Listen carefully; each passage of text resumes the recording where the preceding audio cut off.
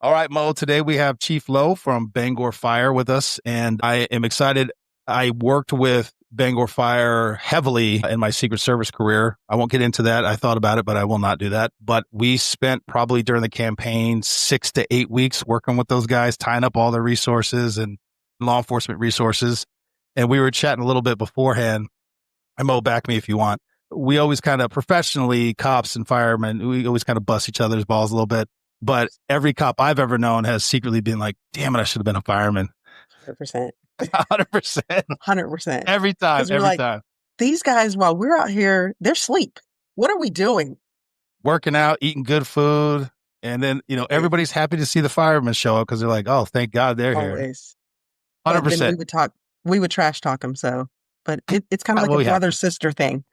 Exactly. It's a good plug for us, though. Anyway, I appreciate that. 100%. No, we loved it. But when you need them, you're like a fire or some shit's going on or a medical thing. Like, I don't know. I got a gun with bullets. I don't know what to, I can't, nothing I could do with it. So anyway, that's Chief, what I was going to say. Little bit of a buddy stuff trail. Caught on fire. I want none of that. I'd be like, you guys need me just to watch these hoses, right? I got it. I'm going to do my part. Exactly. Whatever you need. Chief, thank you so much. I appreciate your time. If it's okay, we'll just kind of jump right in and sure. We talked a little bit offline, but if you could just talk about kind of your upbringing and what even got you initially interested in being a first responder. Yeah, absolutely. So my grandfather was a police officer in Rockland, Maine. He spent a few years doing that. And then my father, when he came out of Vietnam, went to work also for, I think it was the town of Thomaston is where he started, or down on both communities down on the coast. And they were both in law enforcement. My grandfather for 12 or so years before he pursued a different career. And my father for, I want to say it was just about 20 or a little over 20 years. So I always had a level of awareness for public safety and community service, growing up through. I wasn't sure what I wanted to do as a kid. Being in public safety wasn't necessarily a lock for me. I know coming up through, I had kind of a difficult childhood. I was in a single parent home for a long time. We moved a lot. And when you move a lot, it's hard to develop friendships. You don't get involved in sports. There was a point there where I was moving schools every year. So it takes a toll on you, trying to figure that out. So that combined with other things made it difficult for school and whatnot. And I was going down a bad path. I really was. And at some point I moved in with my father up in the town of South Paris, Maine, which is western Maine over towards the New Hampshire border. And there was a family friend that was in the fire department. He was an assistant chief in the department there. And he said, this is when I was 15. He said, when you turn 16 in another month or so, you'll be eligible to come on down to the fire department. Why don't you come down and check it out and see what it's all about? Because I really didn't have anything else going on. And I thought that would be great, So I went down and fell in love with it. At 16 years old, I was like, this is what I want to do. It was a lot of the connection that I was missing. It was some stability, if you will. There was structure. It's a fire department. There's structure to it, those types of things. And that's really what got me involved in the fire service as a junior firefighter. Can I ask what you were doing at 16? That's a great idea, but what were you doing at 16? That's amazing. Pretty much nothing. But you were there. Honestly, okay. I was, I had a girlfriend and I was going to school. I wasn't doing homework. I wasn't doing much in the way of chores. When I say it was a difficult upbringing, if you can envision a Vietnam War era dad who was raised by a World War II era dad, there's some conflict there because I was a teenage kid with no vision, no idea what he wanted to do. And so I went against the grain fairly heavily. So that's what I was doing. I did work. I had a part-time job here or there, whatever the case may be. But other than that, I really didn't do much. I was on a trajectory for nothing. And you know what that can lead to. 100%. Yeah. So I got in the fire department at 17, just before I turned 18. I took an EMT class, was able to be an EMT once I turned 18. Played around. I joined the National Guard because I thought maybe I wanted to do the military a little bit. I actually dabbled in law enforcement a little bit. Oh. I was a reserve officer for the town of Oxford. I was also a reserve deputy for the Oxford County Sheriff's Office. And like we had mentioned before, even when people call you, they don't necessarily want you there. It was a hard lesson for me, I think, about people and where I wanted to be as far as helping people and stuff like that. And the opposite side of the coin for me was the fire service and EMS, which I was also dabbling in.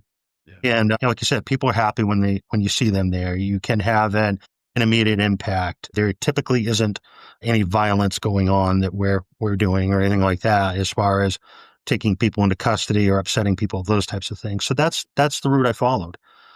And in 1994, I started my career with the City of Auburn Fire Department, and I stayed there for 22 years before I moved on to other pastures. So you really went all over the state of Maine. I lived in Maine, so I know the areas you're talking about, but that's okay. All right. Mo, go ahead. Yeah. I saw you had Just for the record, I did know Rockport. I did know that place. gorgeous. Rockland, yes, gorgeous. That was where my timeshare was. I lived in, Gorham, Scarborough, Saco, South Portland, all over the place. We bounced everywhere. West Paris. Yeah, it was quite a ride for a long time. Yeah. Wow. So I had a question. When you said at 16, they said, come to the fire department and you can work there. Was that like you started being employed as a firefighter at 16? So in Maine, you're allowed to be what's called a junior firefighter. And back in 1986, it was pretty loose. But really, you weren't supposed to do things that would immediately endanger you. So I wasn't allowed to take a hose line inside a building. I wasn't allowed to go up on the roof and cut holes or those types of things. But I could support on the fire ground with help moving hoses. The worst place you could probably put a kid is in the roadway. I could direct traffic, those types of things. So wow. It was meant to be a training, mentoring type scenario to get you familiar with it, get you involved, and see if it was something you wanted to do. So that's what I jumped into. That's super interesting. It's a great idea. We have what we have, like, they don't call them junior officers, but we have where they'll come in high school, but they don't even go, they do ride-alongs. Now they're just starting to getting them into ride-alongs, but I think they've got to be there for a while. But that's why when you said at 16, I wanted to know how much latitude you had to kind of get into the job and make that decision. It sounds like you had a lot. I had a fair amount. Yeah. It's more tightly controlled now, but I had a fair amount. Yes. I could imagine there's a lot more liability. Absolutely. Yeah. And then 17, 18, you were EMT trained. Like, were you on the ambulances, like going to calls and? Yeah. So when I I was licensed 2 months after my birthday, the class ended. I was 18 and I was licensed, and I went on the trucks right away. And, for a lot of people, they'll tell you that they don't mind EMS or they like EMS, but they really like fire. I'm kind of the other way. I enjoy firefighting. I really do. And I enjoy that role, but I really like doing the EMS or the ambulance side of the house. I get to interact with people more. I can see how compassion and empathy can really affect them and the issues that they're having. I can deliver real-time treatments. And it's just, to me, it's more rewarding, and it's more, I like the cerebral aspect of it. I like using my brain and thinking through what some of the issues are. And boy, this is happening. And if I give this med, will it make it worse? Or can I do something with this medication, or those types of things? So I really, really enjoy the EMS piece. And I think when I transition out of the fire service for my final hurrah, I will probably still stay active with emergency medical services in some fashion. I just don't know what that'll be yet. Yeah, I'm blown you were doing this at like 18, 19 years old. Thinking back to my 18, 19 year old, there's no way in hell I would want to do that, just because you're dealing with real life medical emergencies or whatever. I mean, that's why you're there. And I don't know that I would have been the best empathetic vehicle at that age. I was not very empathetic at that time, but that all very, like, I'm just kind of unwrapping what you're talking about. So around what age were you when you, I guess, started at Auburn, and then you ended up staying there for 22 years? That's okay. Yeah. Awesome. So I was 23 when I was hired at Auburn. Okay. I was hired in as a firefighter. That next year, I completed my paramedic program, and I stayed there. I had what I like to call my early midlife crisis. Back around 2000, I Yeah. moved to Florida for a year, and I worked for Collier County EMS. And I spent a year down there. And there was some disagreements and some misunderstandings with my role and my salary when I got there, and some of the other things that were supposed to be happening that weren't happening. And I was there by myself. I didn't have any family. Yeah. I was slowly making friends, but as I alluded to before, that's can be a challenge for me. And there was a final upheaval that involved fire class. So in Florida, they don't accept certification from any other state. You have to go and take their whole program all over again. So I had started in their program, and there was an administrative hiccup with whether my class was going to be allowed to complete all of it, or if we were just going to get like a conditional certification. And I decided that was enough. I didn't want to do it anymore. And I came home. I spent 2 years working for a third service EMS system before I went back to work for the city of Auburn. And they brought me back. I promoted up through the ranks fairly quickly. Yeah. And I left there as the fire chief after 22 years. Wow. So, yeah. What were the biggest differences between the way, I'm trying to say this correctly, the way things were done in Maine as opposed to Florida? Florida feels like the wild, wild west to me. So it depends on which side of the house you look on. If you're on the fire side of the house, this is solely my perspective. I don't think it's the wild, wild west. I think it's very regimented. I think it's highly defined. I think that they have their standards. They're in place for a reason because they have so many people coming through and there's such a demand on the service down there. And it is really a high risk job that you need to make sure you have those minimum standards in place. So I think on the fire side, they have it very dialed in. On the EMS side, the control is local control or county control in a lot of places, whereas in Maine, it's one set of state protocols. And depending on which region you work in Florida will determine what you can do within your protocols. Some places are able to give blood, or they're able to give plasma, or things similar to those treatments. And those are, for lack of a better way to put it, those are kind of cutting edge treatments right now in the EMS field. We've talked about it for a long time. For it to be making its way to the street and beyond ambulances and not helicopters or airplanes is really a big thing. And they're really showing benefits in treatment of things like sepsis, severe infection, and loss of blood and those types of things by providing those treatments. So I think not as controlled in Florida, but the control that is there is better structured because it's smaller. And it allows the freedom to do more advanced things and explore things that you might not otherwise have. Okay. Mo? Interesting. No, I was shocked when you said you had come down to Collier County and that you would think that having an individual that had some level of experience coming into a service type industry where I don't know if fire struggles as much, but I know on the police side, we struggle sometimes with getting people hired on. When we get someone that already has some level of experience, we are going to try to make sure we take care of them. And for us, we also have like an accelerated program. We don't recognize outside certificates, but they can do a equivalency of training that they can go through, which is like a 2-week crash course, and then they take the state exam. And if they can pass it, they're able to come out and be a law enforcement officer. So I'm surprised they don't have the equivalent for fire. Yeah. So EMS was easy. Collier County snapped me right up quick for my paramedic certificate. I had to go and take the Florida State exam, which I passed. It wasn't any different than any other exam. Right. And they snapped me up really quick for that. And there's no doubt about it, they were a progressive, very forward-thinking service. And they were great. In general, they were great. I liked working there. It was just those, the added stress of assimilation and not having any support there. Yeah. I think kind of wore me down after a while. So I really don't have much bad to say about them at all. No, I get it. Cuts. Yeah. I'm tracking. So we'll go back to Auburn and just a quick run through, because I understand you progressed up to fire chief. What was that process like for you? Because I am interested in getting into some of the other stuff we talked about, mental health, sure, recruiting, but just kind of what was that process for you? Yeah. So I've always been kind of self-motivated. I went and took a lot of classes, took certification classes for fire officer and instructor certification and those types of things. And those really are some of the foundational programs you need if you're going to promote up through the ranks in the fire service, or they're at least recommended. I was back a few years. I don't remember how many years exactly before I made a lieutenant, which is the first line supervisor, which might be a corporal or a sergeant in a lot of police forces. I don't think I was a lieutenant 8 months. I think it might have been 6 months before I had an opportunity to promote up to captain. I promoted up to captain fairly quickly. It was in 10. We had a pretty significant administrative shakeup in the fire department. The chief retired. There was a deputy chief that was there. There was a lot of issues surrounding the deputy chief. And some administration came to the office one day and said, "Hey, we saw you put in for the fire chief's position.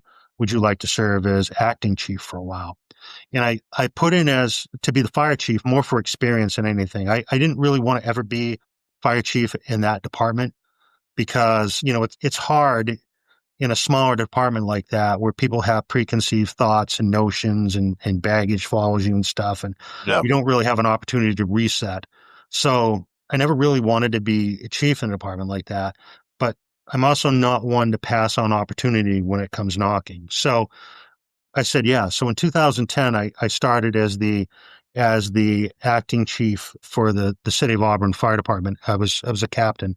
And a couple months later, the city manager and I had a conversation, and he decided to promote me to a deputy chief if I wanted the spot, because we were getting ready to go public safety model, where the police chief would run both fire and law enforcement. And I didn't know that. Yeah. So in some places it works, like Broward County, Florida is a place that it works. In a small place, like in a small New England city, it does not work that well. And we found that out fairly quickly. It was good intended. There was a lot of thought that went into it. There was a lot of money into exploring it. And what wasn't counted was the people side. So I served as a chief in one form or another up until 2016, when they made me the full chief. And I'll tell you that the time that I spent as a chief officer from 2010 to the time I left was probably the worst work experience I've ever had in my life. Hands down. Why is that? Question. We had a very, very toxic city council nearly all that time. In that, what is that? That's eight years. Yeah. In that 8 years, I had 12 different bosses. Oh, Lord. It was absolute pandemonium. It was difficult to get anything through as far as making changes. There was a lot of issues involving the city and the city managers and the councils. At one point, they looked at privatizing the fire department, doing away with us altogether, and bringing in rural metro as a third agency. So I'm thankful that I went through it, because I learned so much more than I would ever learn in any other environment. And I've carried a lot of those lessons forward, especially with the politics and learning how not to overreact and understand when people are venting and those types of things. But yeah, it was brutal, just absolutely brutal on me mentally. And it took a toll on me physically, which is really what when I left Auburn, I was looking to leave Auburn, knowing that I had 3 years left before I could retire, but I had reached my endpoint. I couldn't be there anymore. Go ahead, Mo. Sorry. I've often wondered with the public safety model, you said there was some thought that went into the whys, and it never to me seems like you said, the setup is usually the police chief or the sheriff or whoever will be in charge of everything. And I don't know many people who are cross-trained that are law enforcement officers in fire safety and those kind of things. How on earth does that, when you're doing that, thinking about it in the background, how do we come around to saying that that's the best model? It doesn't strike me as being the best model because of my, if I was a sheriff, I have a lack of experience on the entire side of the other house that I'm in charge of. Right. So I think there's a couple things with that. I think the first thing is if you're looking at it from a purely administrative function, policy is policy, and discipline is discipline, and budgets are budgets. And if you're not involved intimately with the operation and you think that you can maintain or you think you can manage at that level, then it works. I would say, I'll go back to Broward as the example. There's the sheriff who is a political appointment, and that person is responsible for the politics and some of the policy implementation and those things. You think about how many layers of operational supervision there is below that person that handles all of that operation stuff. That's why I think it can work in that environment. The sheriff, I think, in that environment is almost an assistant city manager, if you will, so that they get feedback from the operations folks and can make informed decisions at the higher level. In a smaller department like Auburn, it didn't work because there was a misunderstanding. The fire service. So I'll let you in on a dirty secret. I served after I left Auburn, I went to Orono and I served as a public safety director in Orono for a couple years as a fire guy doing it. I knew the limitations that I didn't know police operations, and I didn't put my nose in that because I trusted the person that was giving me information, the deputy police chief. If you're able to fill that role and assume that duty and know specifically what the guardrails are, then you can do it. The problem is that as managers, especially when you're tasked by your boss to take on a new role, you want to do good at it, right?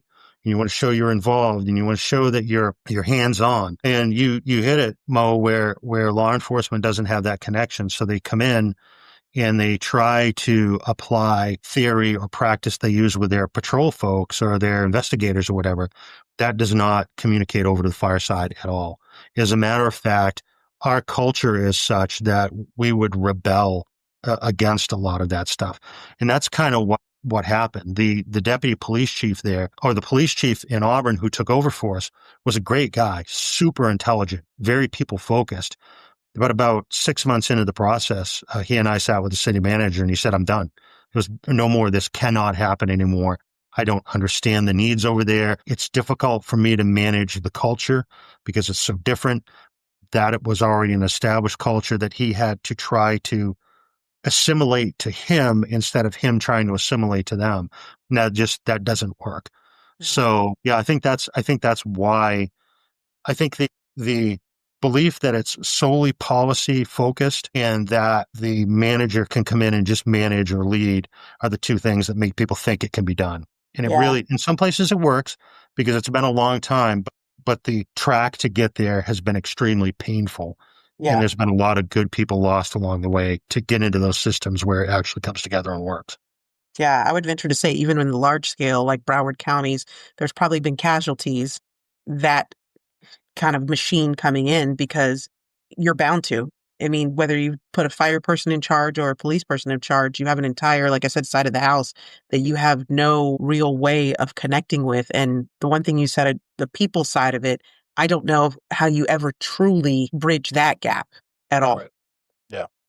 Well, let me ask you, kind of going back and forth a little bit. So through the ranks as you're going up and you're taking on more leadership roles, was there any type of leadership, either structured courses that you took or stuff on your own, or how did you develop your leadership model? Yeah, so I took what's called Fire Officer 1 and 2, which is a program, the highest program you could get here in Maine. And I took a few online classes and those types of things. And I thought that I was ready to step into a chief's role and I would understand it. And come to find out, I was so underprepared and undergunned for what I was coming into. You know, the pedigree is great, but if you don't have the experience, and I had some experience, but I didn't have the level of experience that I needed. And you either don't have the innate ability to be a leader, or you don't have somebody helping you along and coaching you. And even those innate leaders need a little bit of that coaching. So I floundered a lot trying to figure it out. And I went and talked to a few people and those types of things. I'll tell you what really broke things open for me in terms of leadership and got me into understanding the psychology of leadership, teaching leadership, making that the focus of my continuing studies was the executive officer program at the National Fire Academy in Emmitsburg, Maryland. The executive fire officer program really opened my eyes to a lot of deficiencies that I had, a lot of misunderstandings that I had. It helped me reframe a lot of bias and paradigms that I was carrying around. And it was really, really influential in how I treat people today and how I lead today and a lot of those things. I think if I hadn't gone to that program, I don't know that I would be where I'm at today. I really don't. It was a life and a career altering program for me to go to. Now, was that self-driven? Like you heard about it and you Yep. did it yourself, or? Yeah. I'm very often making bucket lists for myself. I'm a big believer in checklists and in those types of things. So when I first wanted to be a chief, I wrote a bucket list. Hey, this is what I need. I need my associate's degree. I need my fire officer certification, this, that, those types of things. And I went and got those and moved on and that type of stuff. And then as I looked further on and I wanted to be a chief officer somewhere, I went back and I looked at what was happening in other places. So I don't know if you've experienced this in law enforcement, but very often what happens on the West Coast eventually moves to the East Coast, and you see credentialing and those types of things as they start to roll in the West Coast and move over this way. They're coming. So all you have to do is look to what's happening over towards California and whatnot, and you can see what's going to be here in a few years. So a lot of places that I was looking at, places that I thought, hey, this would be a department that I'd like to go to, were starting to require things like the executive officer program. They were looking for things like master's degrees. They were looking for designation as a chief officer through the Center for Public Safety Excellence. And I said, well, this is where I need to go. These are the things that I need to do to move along. So it was self-motivated, but it was through research, looking to see what's coming, not necessarily looking in my immediate environment. Because if that's where you're looking, especially in this career field, you're going to miss things. You really need to be looking outside of what other places are doing and the bigger places are doing, because we always mirror the bigger places, what's happening there, so it's a trickle down thing. That's where I looked, and that's the path I followed. That's how I got the education and things that I thought I would need. I think that my formal education and my credentialing through the Center of Public Safety Excellence is what allowed me to get into the town of Orono, the place that I went to after Auburn. And that again was a whole nother, that was a great learning opportunity, but it was in a positive light as opposed to my time in Auburn. Fair enough. My chief's time in Auburn, I should say. I understand. So you said you're finishing up your PhD. What is that in, and what are you hoping to accomplish with that? Yeah, so actually, I'm going to be starting my PhD. I'm sorry. Apologize for that. No. I'll be starting in October. I'm starting a PhD in ethical leadership, and I really like the topic of leadership. It speaks to me on so many levels, because it really, if you're truly practicing leadership and you understand it, then you're really getting down into the psychology of it. You're getting down to the people piece. And I talked before about ethics and empathy and those types of things. And come to find out, regardless of my upbringing and the challenges and things like that I had, I really kind of thrive in that level and trying to get people to where they need to be and helping them along. And really that's what leadership is all about. And I want to enhance my knowledge on that. And my goal is to take that and to teach, and to, if I can get into consulting or coaching, those types of things, I would love to do that. To me, that's worthwhile work. This is where I can give back. And there's a huge lack of that type of education or information out there for leaders all across the board, especially in public safety, whether it's law enforcement or fire service or even EMS, because we tend to run in our own circles and we tend to want to get information from our own circles. If you go back to what I said before, we don't always look outside. So if you're not looking outside of what's happening, and you're not getting that education, or you're not seeing what other people are doing, I should say, then you're not going to be able to bring that in and make effective changes in your own organization. And I think that a long-term fire service member in the state of Maine and a fire chief and somebody who teaches it. So I teach now at the National Fire Academy. I teach a leadership course there, and among a couple other courses. And I think all of that combined, if I can bring that back and help the newer people that are coming in the mid-level officers that want to be chief officers someday, and start laying some of this foundation and spew some of this out to them, and hopefully they absorb at least part of it, it'll make their road easier. So that's really what I hope to do with it. Yeah, you're touching on something that I have thought about for a long time and have experienced over the course of my career, is the joining of experience with formal training. I've experienced both where somebody has all the experience in the world, but they didn't do the formal training. And it doesn't make them, I'm not saying anything negative about them. I do, however, struggle with people whose entire career has been in the education side, trying to teach me now how to do the job that they have never done, that I have kind of pushed back against, sometimes articulately and I professionally, sometimes not so, because I'm like, you don't know what the fuck you're talking about. But my point being, when you can combine both, in my opinion, it makes for a better product for what you're talking about. Yeah. So, for a long time, there was a big push for people to have associate's degrees before they came in the fire department. Now, some people require bachelor's degrees.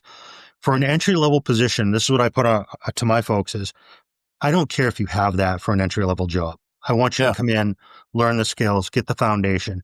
And then as you move on and get ready to promote up, that's when I start that higher education piece. And honestly, the higher education is great, but what it teaches you more, I think, is it teaches that prolonged reward piece, meaning you have to work for something to get that reward, which we don't necessarily get in this instant gratification society. So if you want to promote up, do your associate's degree. And at some point, I'll promote you to lieutenant or captain, show you have that commitment. The other thing that it does, which was huge for me because I lacked it and I didn't realize I lacked it, as bad as I did anyway, is it really builds critical thinking. And I'm not one just to go to school to get a piece of paper, but once I started my formal education and I started doing research and I started building critical thinking and I could apply what I was doing on the street, those core skills that I learned, I could synthesize them and be able to communicate back why we are doing them and look at different ways to doing them based on whatever it was I pulled because I had experience looking things up and researching and thinking about things. It made my life a lot easier and it made getting buy-in a lot easier. So I'm not big on pedigrees coming in the door, but I do think you need them to some degree. And I don't know what that high end is, but I think you need them to some degree as you progress through an organization. No, for sure. Well, go ahead. Sorry. No, I was going to say, I agree. And I think it's for someone that you said when you were in high school that school wasn't your thing and it wasn't, you weren't into it. It's good to see the evolution that I think needs to take place. Like you said, you get into this career and this originally, like as in law enforcement, I think most service careers, it's a lot of the hands-on, that kind of thing. And then there comes a point where you age out and you say, I want to make the agency better for the next group that is coming through. And the only way that we can do that is through education. As I'm a trainer, I don't have a PhD or going for a PhD like you, but I think that was the drive similar to what you're saying is to make sure that we can teach that critical thinking piece because like law enforcement with fire, you can't give your guys a checklist and say, as long as you check down this list, you'll be fine on a fire. They've got to be able to think through the call and make those decisions based on what's opening and unfolding in front of them. Right. Yeah. A lot of people are shocked when I tell them that I'm a high school dropout. I did not like school so much and got in so much trouble with not liking school that I dropped out of school. I like to call it the delayed graduation program because I went back through and did a year of adult education to complete my high school degree. And, part of that is, and I just recently learned this, people in public safety, especially law enforcement and fire, have a certain degree of ADHD. It's just the way it is. Yeah. So that enables, our executive function in our brain, which should tell us, don't run towards the person shooting a firearm or don't run into that building. It's on fire. Doesn't necessarily work right. And that's what enables us to get there. So what happens is when we're in school, we're not interested in those topics. I don't care about, some of the things that we had to learn, the Taft-Hardy Act or whatever. I just don't care. Uh-huh. Because I couldn't relate it to anything that I was doing that's tangible. Right. Well, once I got out of that environment and I could see how education, even though I was a horrible high school student, I rocked, my college classes because I could see how it all connected. And I could even get into art history to a degree because I could make a connection. And it's where I was able to make that connection. I was able to get past my ADHD, if you will, and make that connection, which created a success. So people who feel like they're not smart or they barely passed in high school, that is in no way an indicator of what your success is going to be when you get into, adult education programs and stuff like that. if you enjoy it and you can connect it to things in your life that you enjoy, then you'll likely be successful at it. You just need to be brave enough to take the leap and do it. That's where a lot of it lies, is in, are you courageous enough to put yourself out there and take that risk? 100%. I have nothing to add to that. You're speaking my language. I say the same things to people all the time because I was a terrible high school student, and I went to college, and all of a sudden it kind of clicked because I cared about what I was doing. So I 100% agree with what you're saying.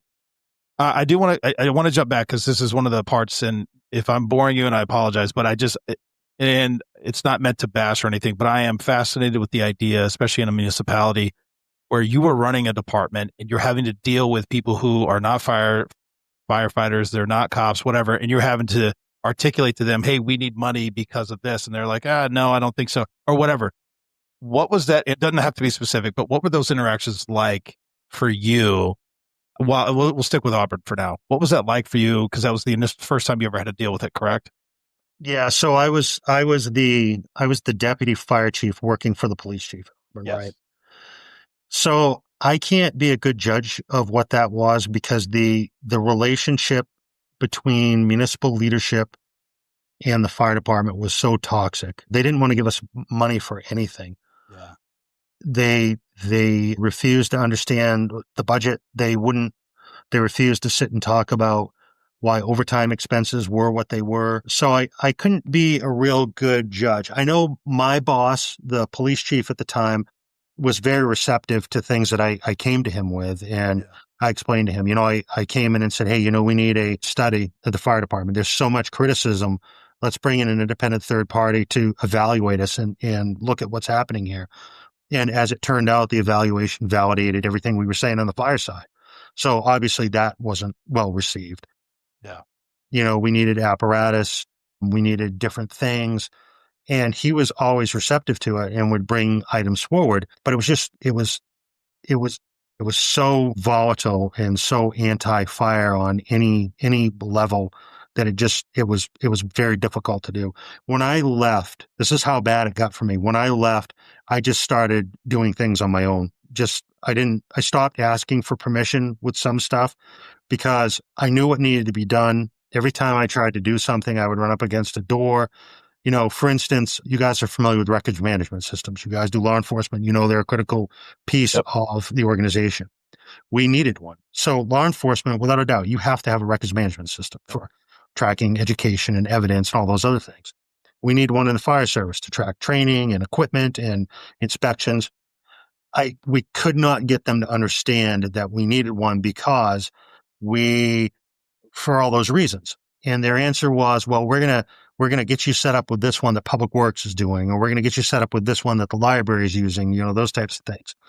And they're all specific. What? They're specific to the job you do. Yeah. So towards the end, it was little things like that. Like, all right, you don't want to give me, at the time, it was like 15 grand to purchase and the first year of a records management system for a fire department. I'm like, you want to give me the money for that? I'm just going to go spend it. That's what I'm going to do. And it's that I was in that type of mindset. So when I say I was ready to leave and looking for an out, it was almost like I was looking for an out because I knew I was going to get in trouble.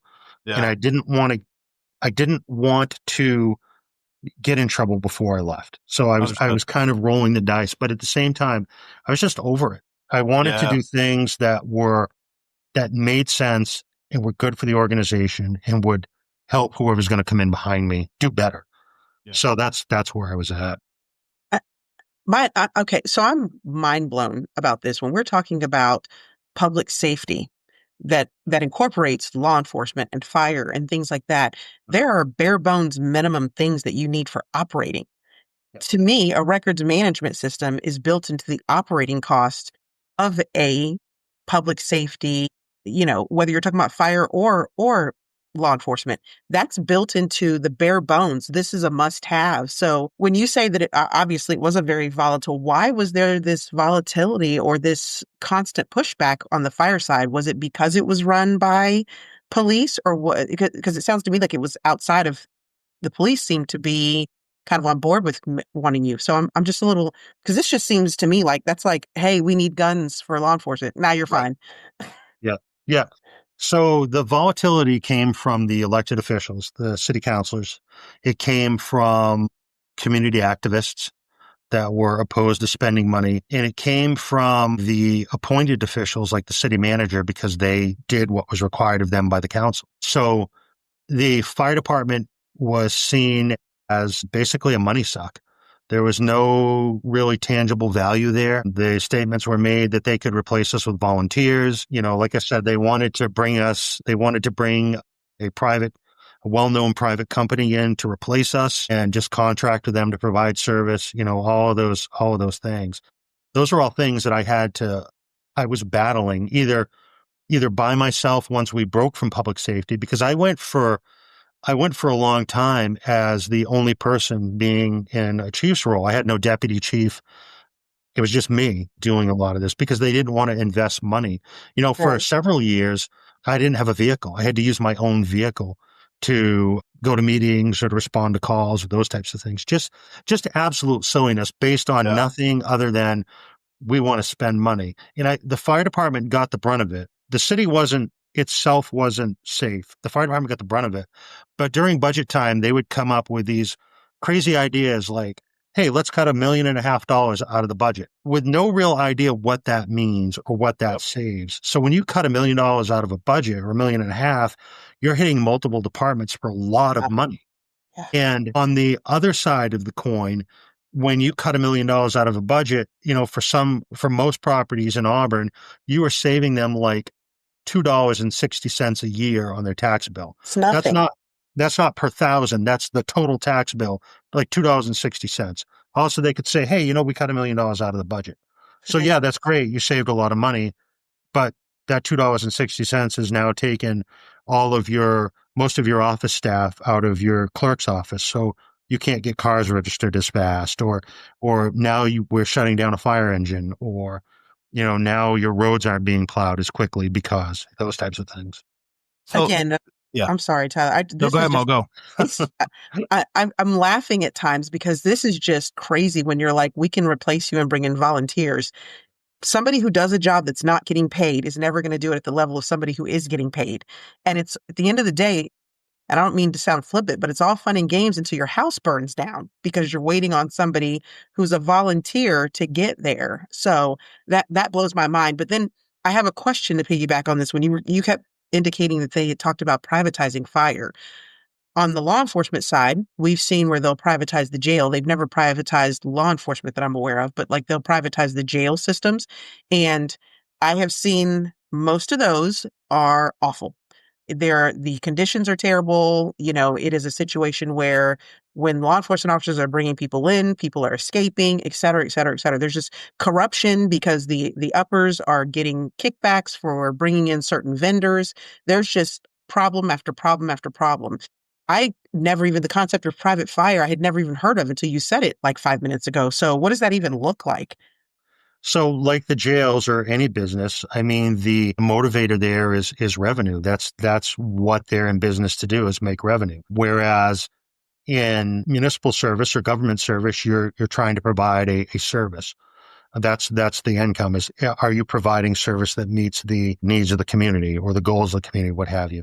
So yes, privatization of fire service is a thing, and I won't mention the names of any of the bigger companies that do it. Okay. You can certainly do your studies, but if you go back and look at the relationships they've had with communities or whatever the case may be, you'll see that profit is the motivator, and if their margins are narrowing, then they're going to cut services. And the answer to that is, well, we can still provide service because we're going to be covering from here, or we're going to be covering from there, or whatever the case may be. But it's all revenue is what they're looking at doing. Just like private EMS, it's all revenue. So a big thing in 911 delivery now with private services or hospital-based services providing ambulance service is the transfers that they do are taking precedence in a lot of systems because those are the larger revenue generators. You get more money for running a transfer from a hospital to another hospital or whatever it may be than you get for a 911 response.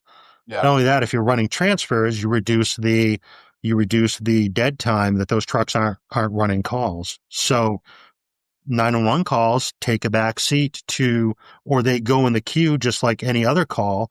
So if there are 3 transfers and 911 call is the 4th call that comes in, the 3 transfers are going to go first, and whatever's left will take the 911 call. That's how a lot of systems are functioning nowadays. It's because of the revenue piece. And there have been studies and there's research out there now that supposedly suggests that maybe most of the 911 medical calls that we go on aren't really truly emergencies. So do you really need to send an ambulance emergent? Probably not. That's why it's okay for us to queue them. That's what some of the things are suggesting out there. And that's what's driving some of the behaviors you're seeing of the privates. That's just wild to me. I appreciate you touching on this because I don't think a lot of people know this. I know what you're referring to, having dealt with rural areas and learning the difference.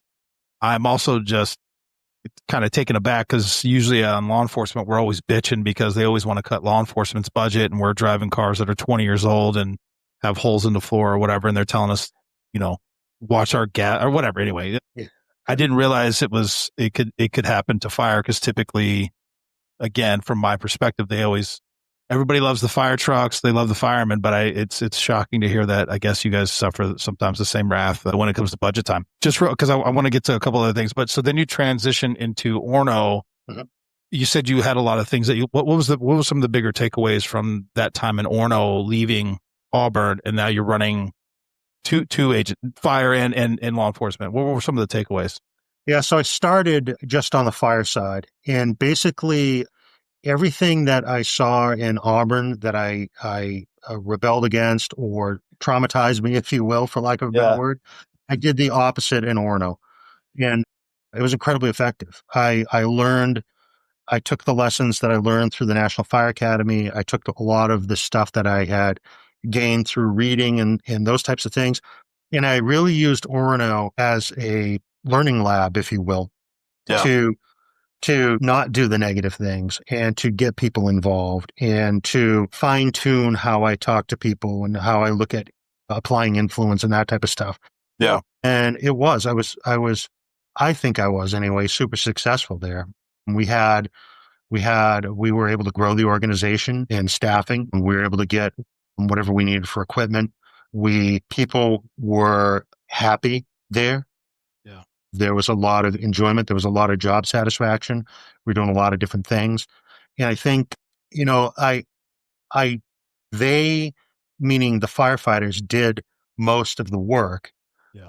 I did most of the facilitation and the advocacy and the politicking to get them what they needed. A lot of times what people need is they just need to hear yes or give it a shot and let's see what happens. And that's really what was missing is we'll go back to that piece about having the courage to try it and see what happens. We're worried about money. Well, don't worry about it. If it gets too expensive, I'll let you know. Go and do and figure this out, Yeah. And if we have to tweak or adjust, then we'll tweak or adjust. I don't want you to think I blow the budget every time. That's not the point.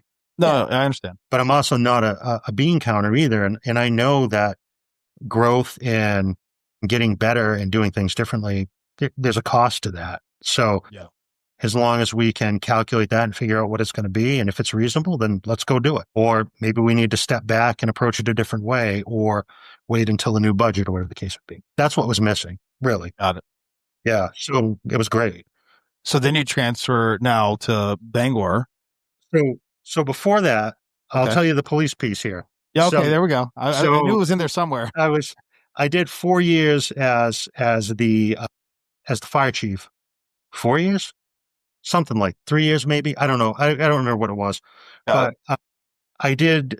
The police chief left. The deputy chief, in the eyes of the town manager, wasn't quite ready to step up to be police chief. This is in Orno? This is in Orno. Yeah. Okay.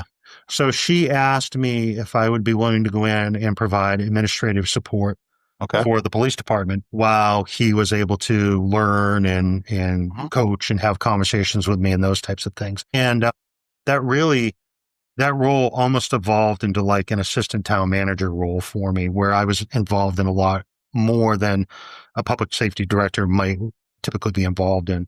So another great learning experience for me. Number one, I didn't get involved in patrol operations. I had no place being there. I didn't want to be there.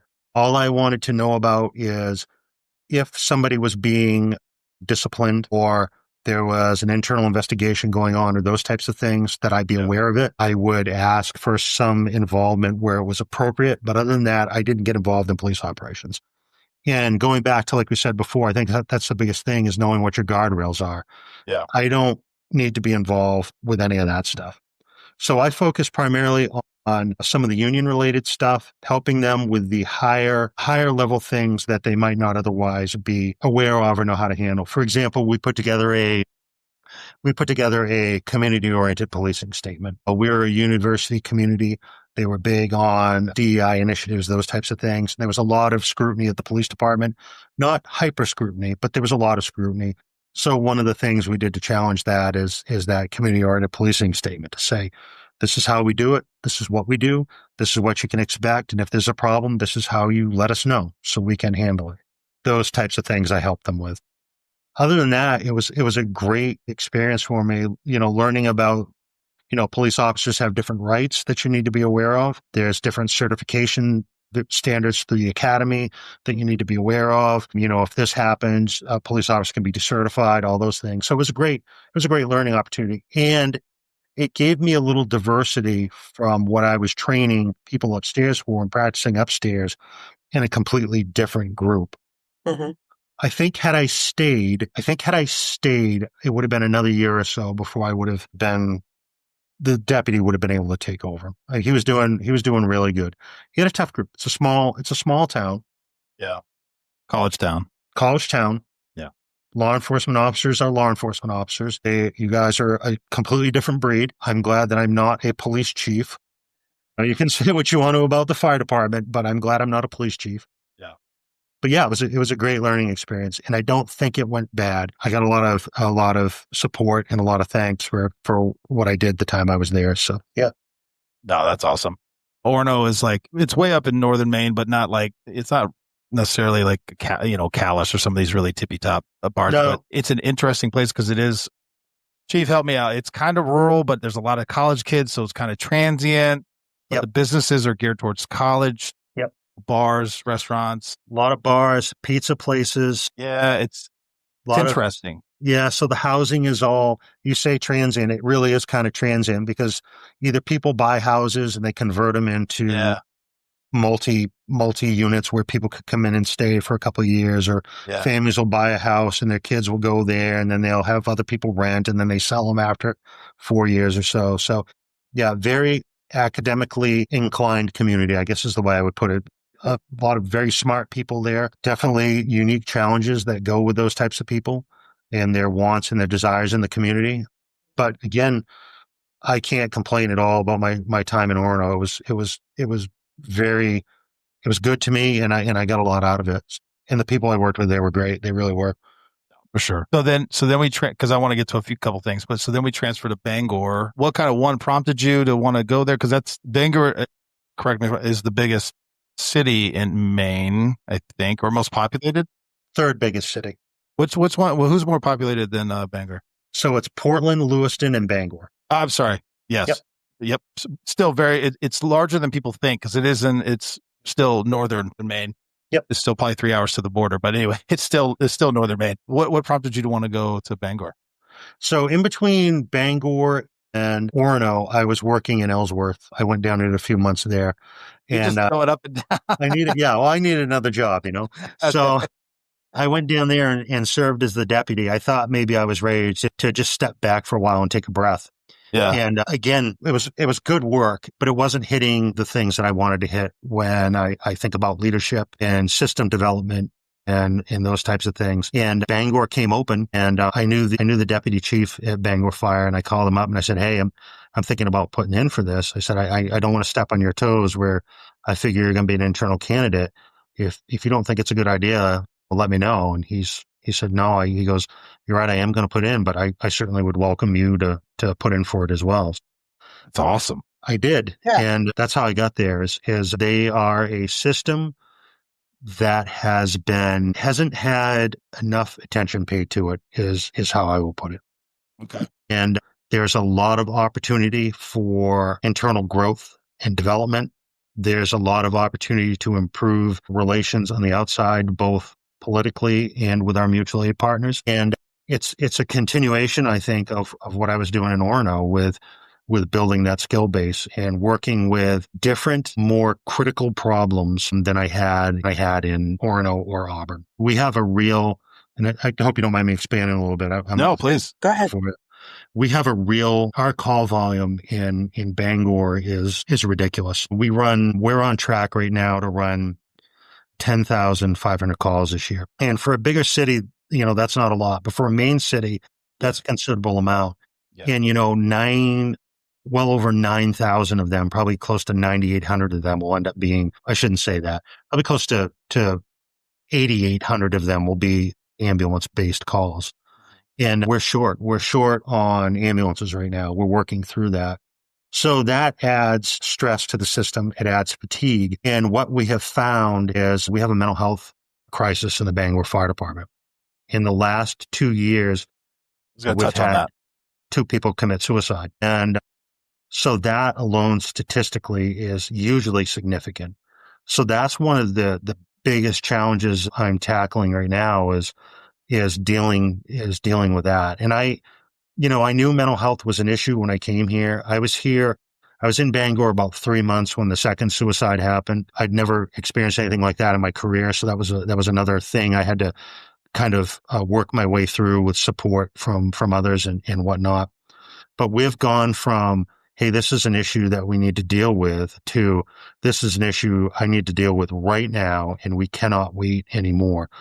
And it's just, mental health is so multifaceted, and there are so many drivers to negative mental health that it's almost overwhelming, or it is overwhelming, especially if you're just coming into it and you don't really realize how impactful home life and sleep and diet and everything else are in relation to mental health. So yeah, we're aggressively as we can. I mean, there's always a time component to it and stuff, but we are as aggressively as we can working through that process now and developing a system and starting to develop internal programs to deal with things as they come up. I want to touch on those. So we were talking prior, and again, I feel remiss because we did a mental health series and it was mostly law enforcement focused, and talking with you, sir, completely it opened my eyes. Like, the fire side obviously has to, you guys are experiencing things that we as law enforcement don't, whether it's fighting fires or, again, EMS calls. People don't necessarily, if you're not in the world of first responders, it covers the gambit. Not going to get too graphic or gory, but there's a lot of stuff that you will see. And then typically as law enforcement, we're either there to secure the area. We might try to do a few things, but really we are waiting for fire, rescue, EMS, whatever it is, or however it's labeled, to come and take over, because it's like we're kind of out of our element. And we could pour some quick clot or poke some holes or something to try to, keep them around. But you guys are actually dealing with them, transporting, trying to keep these people alive. And a lot of folks die. But one of the things that prompted that kind of conversation is, in Maine, I was actually with the Secret Service, and I was transporting vehicles, but I came across a truck and 2 young men were inside, and I was trying to get them out, and it slowly caught on fire. And then eventually the 2 young men, I watched them burned alive. Stuck with me because I was trying to get them out, and, I thought I failed and talking, and then but fire shows up, they kind of take over, and I leave, and they had to put the fire out. They had to deal with all the aftermath. And I never thought about it after. I only thought about what I had to deal with. We met up a week later for a brief, and come to find out, like, the engine block was in their lap. And it was all these details that came about after the fact. And I was very thankful for that. I'd never been through a debrief with fire like that. Thought it was very helpful. I'm just putting that out there.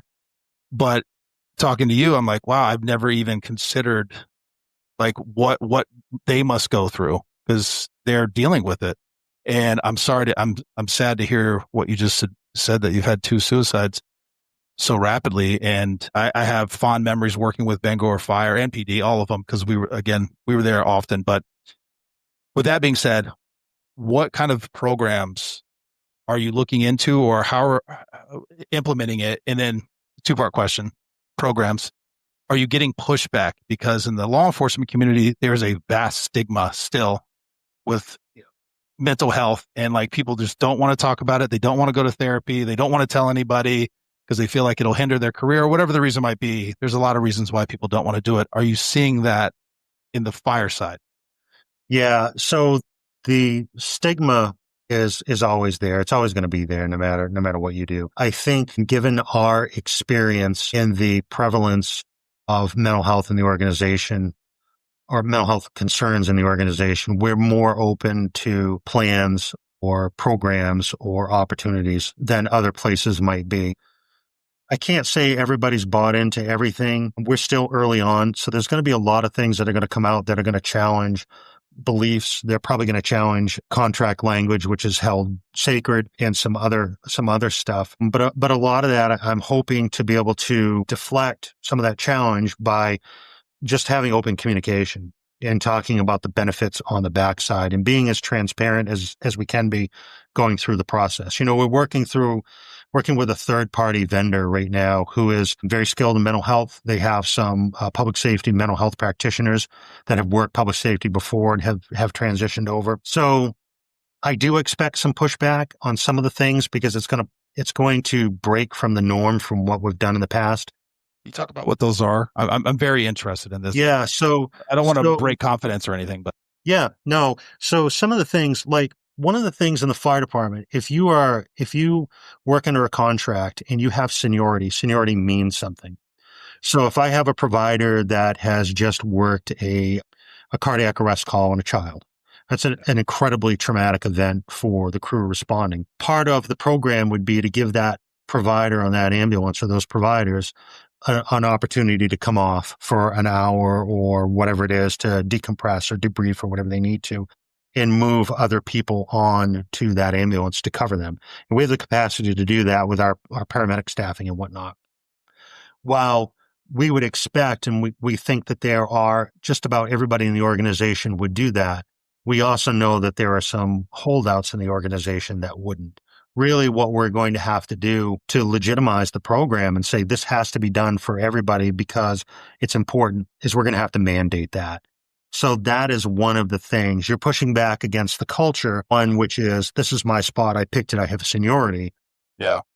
Two, and it's pushing back against that contract. So it's little nuanced things like that are going to come up that will be a challenge. When we're talking about programs, I'm looking at a holistic program, a beginning to end, where when people come into the organization, we sit them and their family members down and we say, look, these are some of the things that you're probably going to experience. These are some of the things that you might see within reason to not traumatize them already, the family members. Yeah. And give some information to the family members about things that they should be watching for in their loved ones so that as time progresses, then, they can pick up on things and can report things or encourage that type of stuff. As time goes on, the piece to that is we have peer support providers that we're going to be expanding. So if you and I are in a cruiser, for example, and I notice we're on our third day tour and you're just, the last 3 days you have just been horrible. Something's going on or whatever. As a peer support provider, I know how to talk to you, or I know how to get you some support you need, or I can enable you to decompress and respond to you in a proper way. So expanding our peer support provider group so that if you're in the ambulance or you're in the fire engine or you're in the bunk room one day and you're talking, you can pick up on that stuff, that type of thing.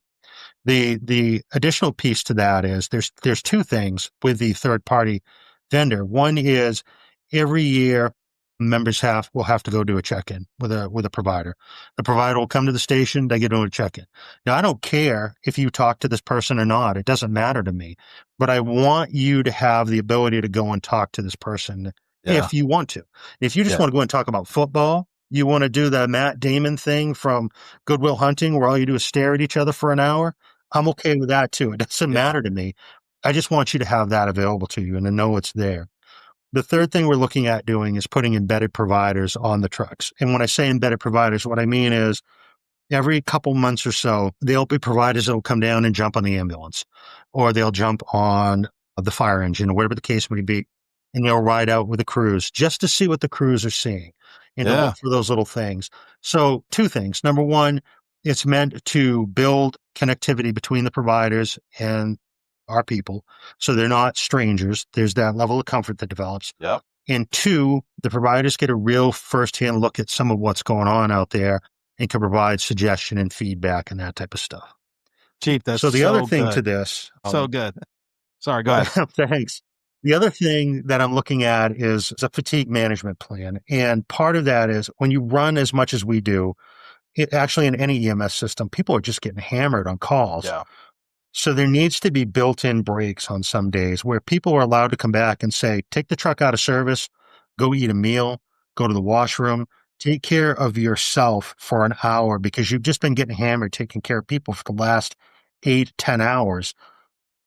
Take care of yourself for an hour. If I get to transfer a call to another agency to handle it, that's fine. I'm more worried about your well-being and stuff like that. So part of the fatigue management plan is that, as well as looking at ways that we can help people sleep better, both on the job and off the job. On the job is hard, but if we can come up with ways to help them sleep off the job, whether it's limiting overtime exposure or providing them with some type of services for sleeping at home, sound machines, meditation, whatever. So the final piece to all this, I said beginning to end, the final piece is as people are getting ready to rotate out, they'll meet a couple times with a provider where they talk about what it means to rotate out and that loss of self-identity and that transition to civilianhood and the impacts that have. We don't want you to leave the job and then not know what you're doing and not have your friend group and lose that security and have you end up hurting yourself. So part of that is dealt with by preparing people to make that transition as they get ready to go out. So when I say we're going to be aggressive about this, that's where we're going to be. And we have a new city manager who is on board. She wants our people to be safe. She wants to be as healthy as they can be. And really, this is one of the biggest things that we can do right now. And our intent would be, once we get something set up, would be to offer it to both our law enforcement, Bangor PD, into our public health group who sees a lot of people who are in transient states and are socioeconomically depressed. They deal with a lot of compassion fatigue and other things, and we think that they could probably benefit from this as well. So we're going to get it rolling and then open the door and offer it to others, and hopefully it's beneficial to them as well. Well, I could tell you, I just heard 100,000 cops' hearts drop when you said limit overtime exposure. But besides that, which I fully agree with, because there's dudes that I've known that have worked 36 hours straight because they need the overtime or whatever. You are speaking my language, and the way you outlined it, I appreciate you putting that out there. Bo, I'm sorry, I know you were itching. There's so much good stuff. It was great. You know what I've noticed, having gotten involved in the mental health, establishing this Hope Line and working on that strategic planning committee, we are working with not only law enforcement officers, but fire. We're working with communications, detention, various other areas. But I have noticed that it seems like the fire department are so much more progressive when it comes to attacking the issue of mental health. They seem to have their programs. Like we have been sitting with them and they're like, oh, we've been running that program for X amount of years already, or we've been doing this for X amount of years. And I just think it is refreshing to hear again that you guys identified, oh my gosh, we had two of our people who have done something that is unthinkable and we're going to immediately jump on it. You're not going to just wait till it just gets worse and worse and worse. So I just think that that part of it is incredible. And then the last caveat to say, then we're going to share it with the other public safety people, because once you've built it out and you've had that, you've jumped through all the hoops, why not share it? That's one of the things that I think we are kind of battling with now, because seeing these fire departments that have these very established mental health programs to help their guys and girls out, but they are hoarding a lot of their, like their clinicians that are competent clinicians that they're utilizing. They're saying, nope, they're ours, or things like that. So what a great way to kind of set your entire city up for success. I just think that that's amazing on that. That a contributor to a lot of the mental health issues is the amount of calls for service that you're encountering. Do you think there's also, I've seen in the news, and I'm sure you've seen it because this is in your wheelhouse, where firefighters, that belovedness is being taken advantage of to an extent, like where you had the firefighters that were ambushed and things like that? Do you think that that is a contributing factor too, that's adding stress to your guys and gals? Yeah. So I think a little bit. I know when you look at the continuum of stressors, and in a survey that we did in our own organization, when you look at the continuum of stressors, it starts with call volume. And then somewhere in there, in like the first five is finance, and then leadership, and then holding people accountable, and then respect or recognition from either leadership or from the community or whatever the case may be. I think as to the point you're making, I think as we become more aware of it and we gain a more tactical situational awareness, that'll be a stressor to people as we go. I mean, we all, like in my department, we have some TAC medics, and we all have bulletproof vests. We all have a body armor. But it really hasn't set in yet that this is an emerging risk that we're going to have to deal with. And we have our risk profile, without getting into specifics, our risk profile in Bangor makes me shiver because it's just huge. And the awareness just isn't there yet. I mean, we're trying to get there, but it's just not there yet. And you know that recency of occurrences is what really drives a lot of that. Until something happens, or unfortunately happens 2 or 3 times, it's going to be difficult to get the message to set in. You would think, we talked about the incident in Lewiston with the mass shooting in Lewiston. Right. You would think that that would have been a wake-up call across most of the metros in the state of Maine. It wasn't. It just wasn't. So, like I say, as we become more tactically aware, that will definitely add to the stressors, not only because of the situation, but because of all the preparatory things that we'll have to do in the change in the way that we operate and all that other stuff. So, I have nothing to add to how you phrase those. I just have 2 more questions. One is, in your career, what are some of the biggest challenges you've seen with either recruiting or new firefighters? You mentioned a few things: family, finances, call volume, things like that. Are you seeing, I'll just phrase it that way, what are some of the bigger challenges you're seeing with the new generation of firefighters?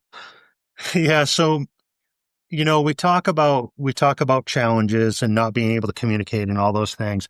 Yeah. And I'm going to be honest with you, those are the same challenges that were there when I joined the fire service. They're the same challenges as before. Really, the challenge is not so much on the new people coming in as far as when they come in the door and how we deal with them.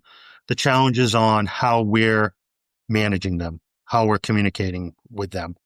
So from a What type leadership of side, What's that? from a leadership side, like From the how leadership you're, side. okay. Yeah. So when you come through the door now as a new firefighter, I should be expecting that you are computer savvy, that you know how to research things, that you understand software systems and all that stuff. I should not expect you to know how to turn a screwdriver. I should not expect you to know how to start a chainsaw or raise a ladder or fix an engine. Those are all old skills. They're still relevant and pertinent skills. I But see those what are you're all saying. skills that kids really aren't learning. I say kids, Yeah. young adults or whatever aren't learning anymore. Yeah. Yeah. So the shift has to be to teaching them that stuff as they come in the door. So, for example, and I like to use this, if you look at the U.S. Marines or the Royal Marines over in the United Kingdom, when those recruits come through the door, they teach them everything. A Marine commando or a Marine will get in the shower and teach them how to shower, where to apply soap, how to rinse, how to shave, soup to Sure. nuts. Yeah. And that's kind of almost where we are. Not too long ago, we had a plugged toilet in the fire station. So the junior person takes care of the bathroom. That's just what you do. Mm. So the like call was, hey, firefighter X, head to the downstairs bathroom. The toilet's plugged. Bring the plunger down. So the guy brings the plunger down and sets it by the toilet and leaves, not knowing that he had to plunge the toilet because nobody told him specifically. And he wasn't being an idiot. He didn't Yeah. know. Nobody told him specifically. And not only Yeah. that, but he didn't understand. He didn't necessarily know how to plunge a toilet. I mean, he kind of knew the mechanics of it, but he didn't Yeah, fully understand the process behind it because he'd never been taught how to do it. Fair So we're enough. teaching people how to clean toilets now and clean bathrooms and stuff when they come in. Not because they're dumb people. They've just never really been shown. It's not a life skill they learn.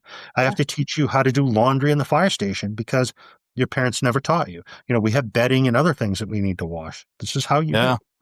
it. Yeah. Interesting. Okay. There's a lot of frustration because people come through the door and they don't know what to do. They don't know what they're doing. It's a struggle, those types of things. Well, they haven't been trained to do it.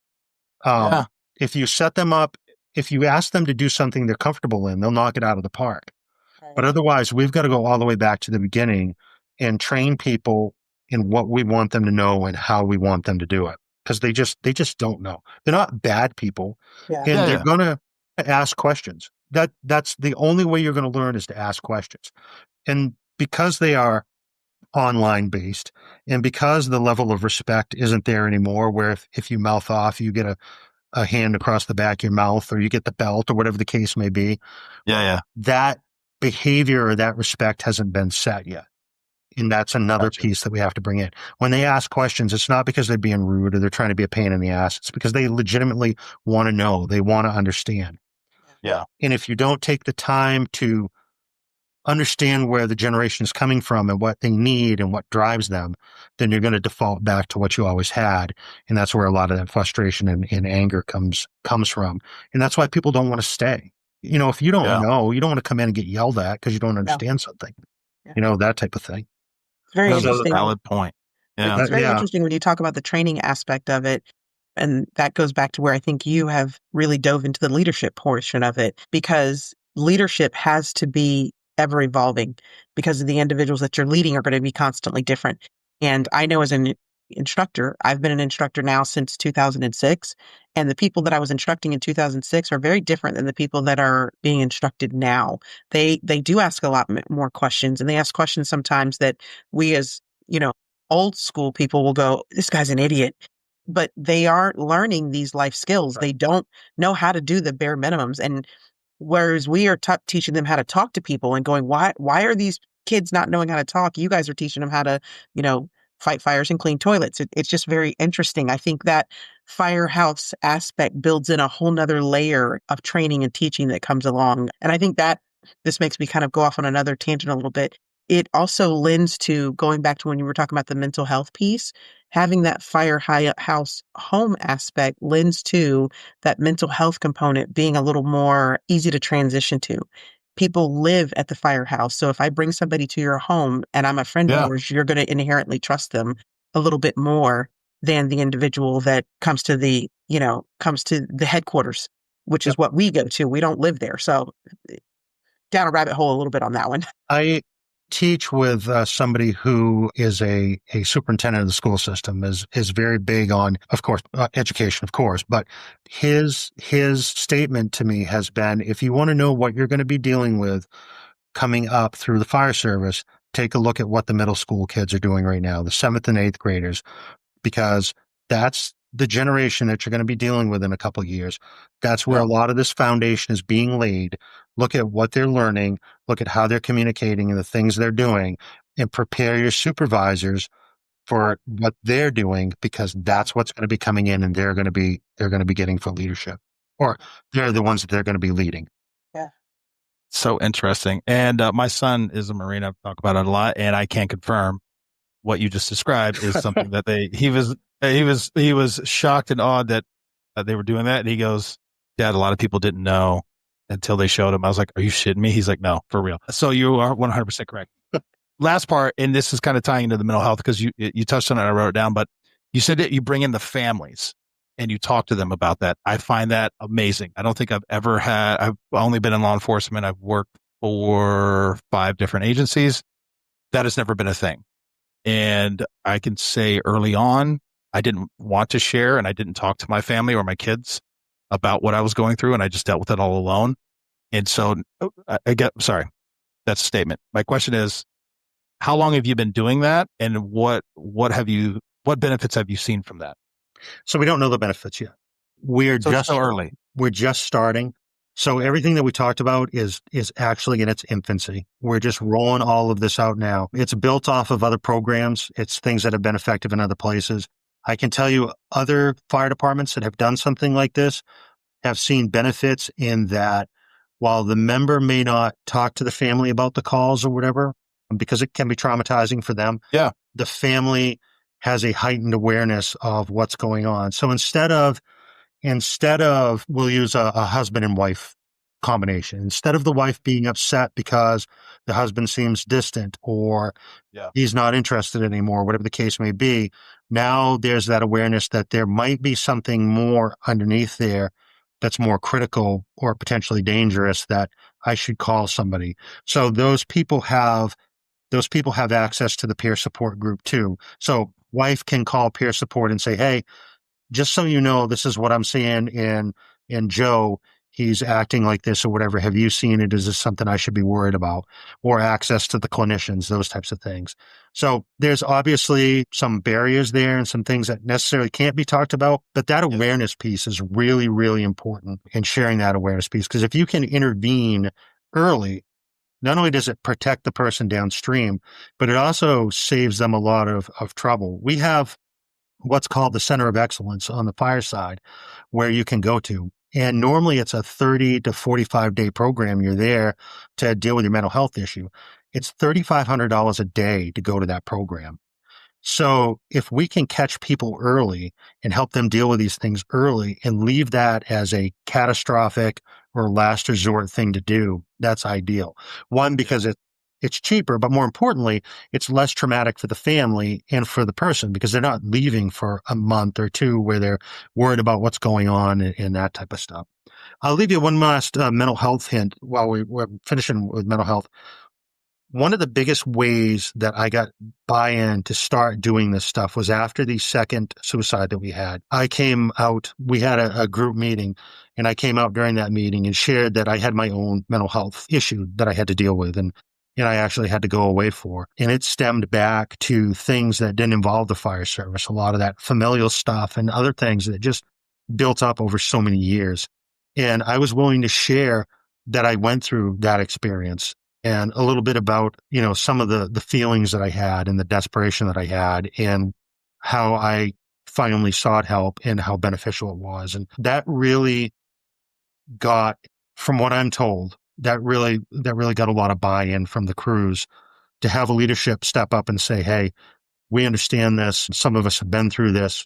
While we don't know what you're going through, we can at least relate to it and we're supportive of it. It's not just theater. It's legitimate. What we're doing here is legitimate because we get it. So that got a lot of that from the feedback from the union and others that got a lot of buy-in to some of the processes that we're doing. We're still going to have the hiccups, but I think it eased us into some of what we're going to be talking about.